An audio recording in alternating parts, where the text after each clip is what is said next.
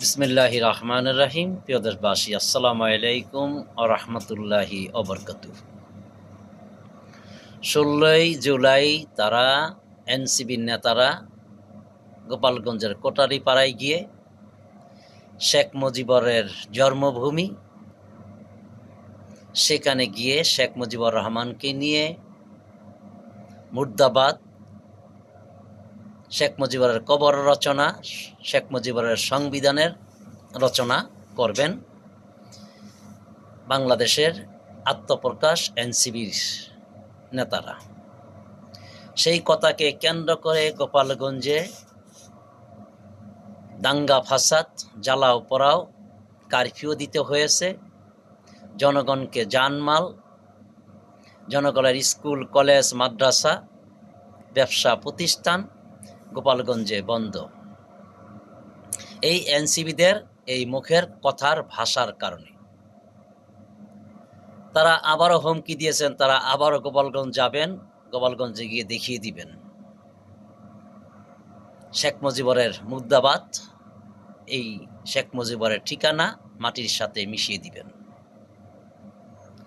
আপনারা আপনাদের মুখের ভাষার কারণে 19শে জুলাই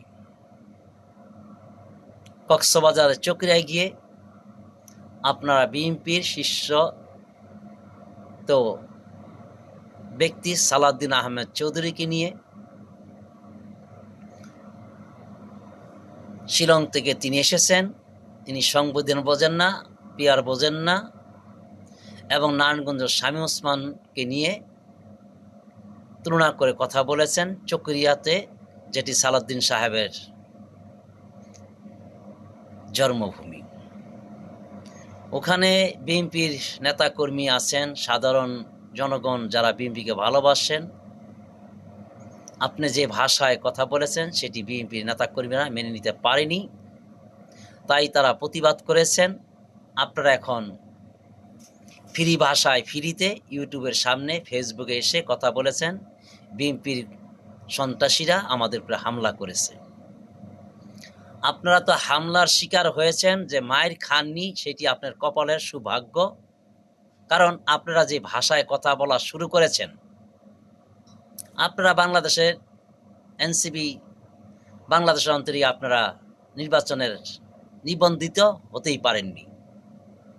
আপনাদের কাগজপত্র ট্রাক ভরে জমা দেওয়ার পরও আপনার 45% পয়েন্টের নিচে আসছেন। বাংলাদেশ জিন্দাবাদ।